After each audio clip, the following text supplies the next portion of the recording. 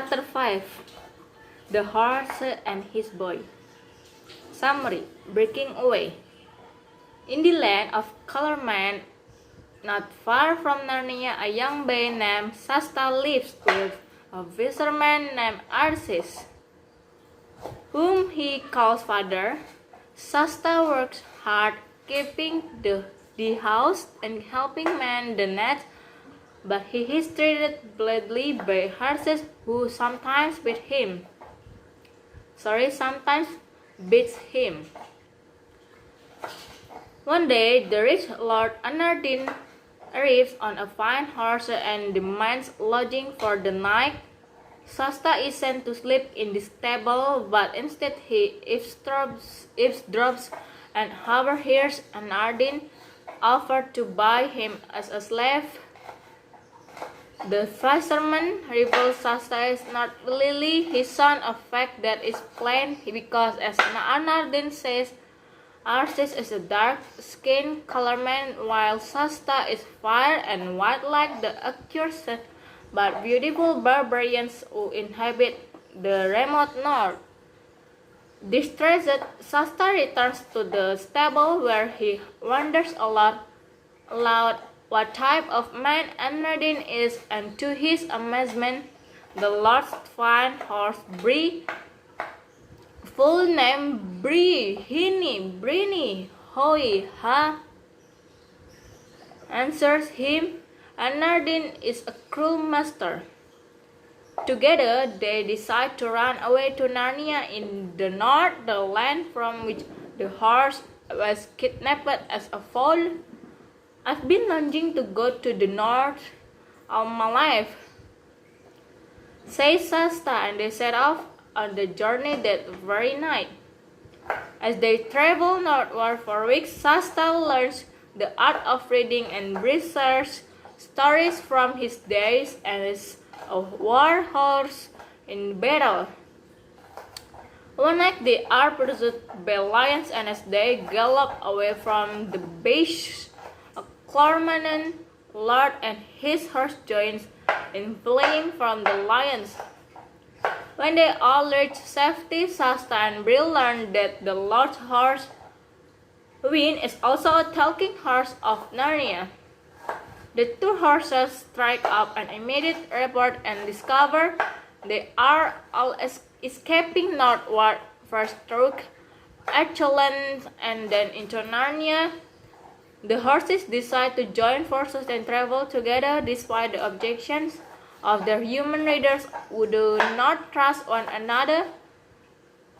The impressive lord is revealed as only a girl, Arabis a colorman, Tarkana noblewoman who is dressed in her brother's armor. She is running away from home to escape an armed marriage to the wealthy, powerful, detestable host who's a Targan, which means great or noble lord, and in order to escape, she has dragged a servant girl who will likely face punishment. Bree, Win, Arabis, and Shasta strategies on how to pass unnoticed through Tasban, a great city that is unavoidably on their path. Win suggests they disguise themselves and go directly through the gates as if they were average peasants among the crowd. If anything should separate them, they agree to meet at the abandoned tombs of the ancient kings past the city, a haunted place where they are unlikely to be discovered. Spread it. The plan begins well, and the foursome enters the city without being stopped or recognized. Their progress is halted, however, by a train of Narnia lords passing through the streets. One of them notices Shasta in the crowd and cries out, "There he is! There's our runaway! It is King Edmund!" And before Shasta knows what is happening, he is paraded from his companions and marched away by the Narnians, who happen to be guests at the royal castle. Queen Susan joyfully greets Shasta as Corin, and it is now plain to Shasta that he's been mistaken for someone else, the young Prince Corin from Iceland. To correct this misunderstanding, Shasta remains silent while the others discuss the dangerous situation they are currently facing. Queen Susan, who is being courted by the color-minded Prince Rabades, has decided to turn down his proposal of marriage. King Edmund fears they will not be allowed to leave the country peacefully, for they have discovered the prince a most bloody, luxurious, cruel, and self-pleasing tyrant. The Narnians discuss various means of escape, including a secret route through the desert to the northwest, the same desert that Shasta and his companions intend to cross.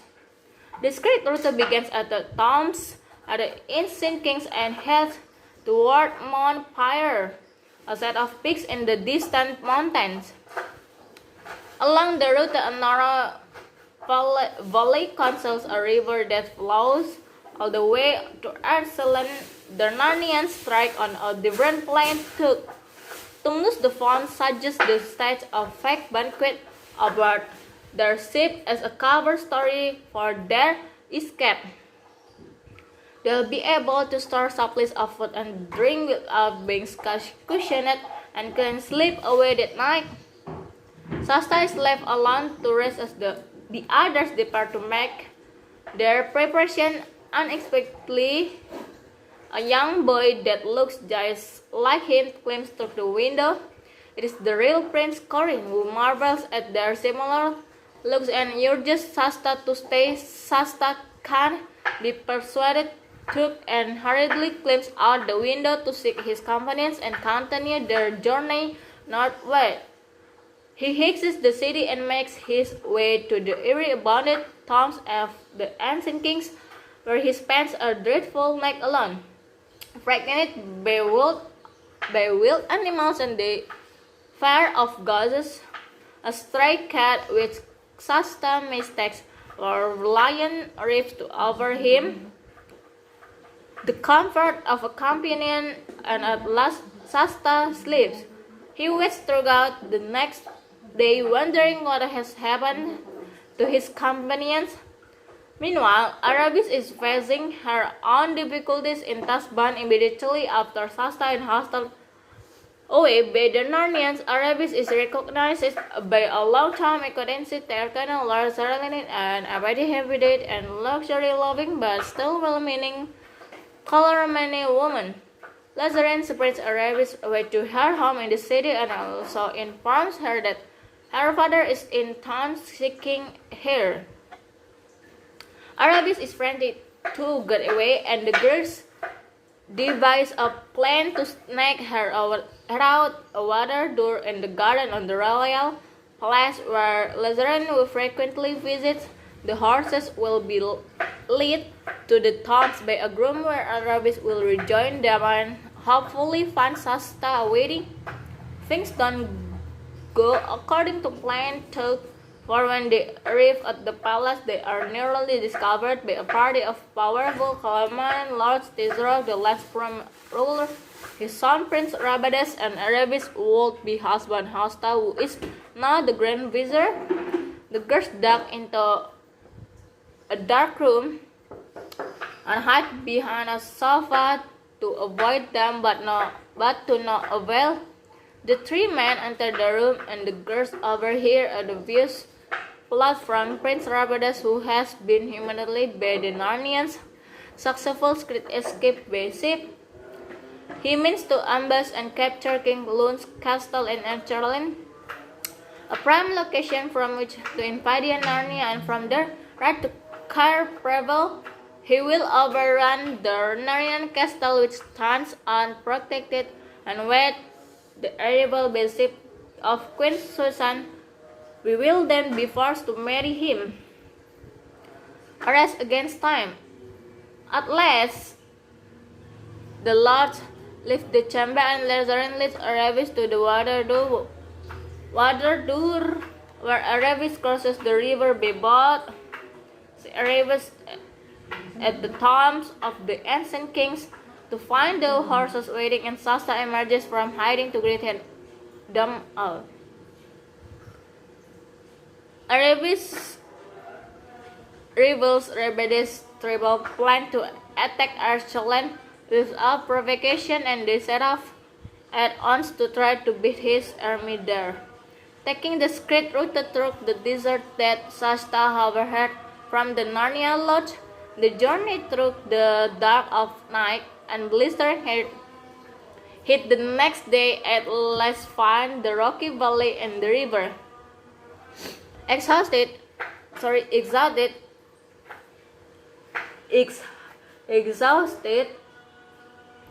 they sleep for far too long and then have to wait for abstinent Bree, who can't go on without snack, and insist on eating some grass. They make a very late start and Bree slacks off from the previous day's pace, leaving the weaker wind to take the lead. They follow the river into Archland, but looking back to the desert, they see Rebed's army in the distance rapidly approaching and find the city where King Lun's castle stands. The horses pick up speed, but still Bree lags behind, and all the while Rebed's army draws nearer and nearer. Suddenly, a lion attacks the party, slashing at Aravis with its claws and spurring the horses to give every ounce of energy. Shasta shouts at Bree to go back and help Aravis, but the frightened horse keeps charging forward. The boy bravely leaps off the horseback and chases away the lion without even a weapon. The weary foursome then finds sanctuary nearby at the home of the hermit of the Southern March. The hermit tends to Aravis' slashed back, and the exhausted horses receive care after their grueling ride. Only Shasta in a position to go on to carry the warning of the invading Calorman army to King Lon. The hermit points out the way to him, urging him, "Run, run, always run." Shasta starts off right way. Bree, ashamed of having run away from the lion and leaving the other behind, declares that he will return to Calorman. Slavery is all I am fit for, he mourns. Aravis feels troubled about how she's treated Shasta to have been snubbing him and looking down on him. She admits not calling him the best of us all. The hermit advises Bree that this humbling incident will help him become a better horse in the long run. Shasta crosses grassy plains and heads into the forest, where they encounters a hunting party including King Lun himself, just the man he's seeking.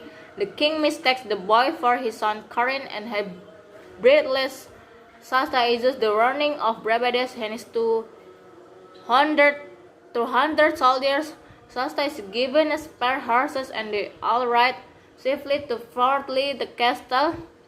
Shasta falls behind and becomes lost when he is overtaken by fog. Arriving alone at a crossroads and unsure which way to turn, he quickly chooses the right-hand road when he hears Rebed's army approaching behind him. Luckily, they take the left-hand road, so Shasta is safe, but he is also on the wrong road, and one that leads away from Unford. Not knowing what else to do, he continues onward through the thick fog, not realizing he's heading over a mountain pass. In the darkness and the disconsolate, Shasta realizes that someone or somebody was walking beside him. And after a long and uncomfortable silence, he finally asks the creature, "Who are you?" The voice answers, one who has waited long for you to speak." And the count and the coaxes the boy to tell me your sorrows. Shasta tells of his hard life and road adventures, especially in meeting so many dangerous lions. There was only one lion, the voice says. I was the lion who chased the horses, who wanted a rabbit, and who watched over Shasta in the form of a cat at the tombs. Shasta feels gladness he has never known, and as the mice dissolves into morning light, he at last sees his confident Aslan and humbly falls at his feet. The battle and its aftermath. The lion did disappear, leaving Shasta to wonder if it were all dream, and yet here he stands on the other side of the mountain, having crossed a dangerous narrow path guided by Aslan to Narnia. A single paw print remains on the ground as proof, and from it springs a fresh, clear stream of water. Shasta drinks deeply and continues onward, looking for something to eat. He encounters several Narnian creatures and tries to warn them of the army invading Archelan, but none seem overly concerned. He finally meets a red dwarf named Double, who immediately dispatches Servi the stage to choir parable with the news. Double and his brothers make Shasta a grand meal, and he sleeps nearly all day, waking to the sound of trumpets. The Narnia army is on the march toward Archelan to aid their neighboring ally. Prince Corin eagerly greets Shasta and sneaks him into the ranks of soldiers, despite the fact that the prince has been forbidden to join the battle. The army marches onward to the castle at Antwerp, where the colonels have the advantage in number and are beating the gate with a battering ram. The soldiers sweep down into battle, and Shasta falls off his horse amid the confusion, but remains mostly unharmed. For of the hermit of the southern march watches the battle with breath and wind, gazing into a pool of water that shows him events around the line. They watch as the near rout of the invading colormans. The castle gets open, and a sortie of armed men led by King Lone charges out, and soon the battle has been won. Rabelais, in trying to dramatically leap down upon his enemies from above, has instead gotten caught and hooked on the castle wall, and now dangerous there, helpless and irate. The king orders him taken into custody, and then turns to business with Shasta. As Corin and Shasta stand side by side, the king embraces Shasta, and the crowd begins to cheer to Shasta, as yet to understand why. Back with the hermit, Bree and Win prepare to journey onward to Narnia. After having lived so long among non-talking horses, when Bree feels self-conscious and wonders how he'll be received in Narnia, the horse attempts to school a rabbit on who and what Aslan is in, or rather now it all voice claiming that of course Aslan isn't really a lion. The lion himself then evers and stoutless Bree, who feels like a fool as he says the lion is really indeed. Aslan greets Hawin and explains to Aravis that the claw marks on her back are equal to the slashes received by the serving girl she had dragged to escape from her father's home. After the lion departs, a new visitor arrives, His Royal Highness Prince Cor of Archelan. It is Shasta, now dressed in royal clothes. He explains he and Corin are twins, but Shasta was kidnapped by enemies not long after birth because they heard a prophecy predicting he would one day save Ireland, which he has now done. As a kidnapped baby, Sashta ended up adrift in a rowboat and was pushed to shore by Aslan the Fawn, by Arzus, who took him in. Sashta then invites Arabis to live with them at the castle, and she ends up with pleasure. Along with the horses, they began the trek back to Anvar. Bree still worried about how to act on her arrives at Narnia Headcast when, if she thinks other taking horses the roll around on the ground, he would have to look undignified in rolling if none of the other horses did so. I'm going to roll on you anyway, Win answers, but Bree nonetheless takes one less gratifying roll in the grass. When they arrive at the castle, King Lune brings out Rabades to deal with.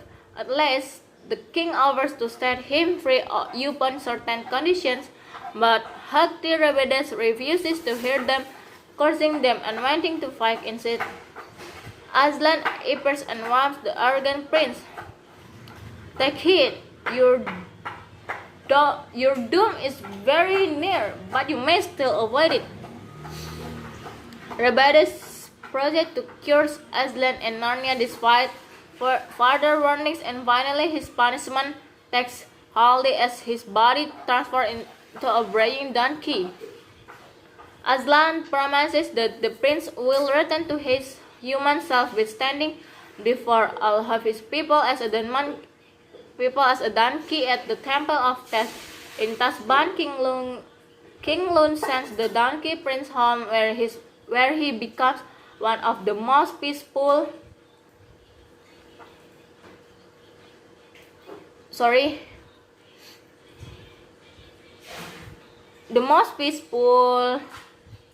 rulers in Colorman history. The king reveals that Cor is the true heir to the throne, to which Corin cries, "Hurrah! I son have to be king. Its princes have all the fun." Arabis and Cor eventually marry and rule Arcelan together, and Bree and Win go on to happy lives married to other horses.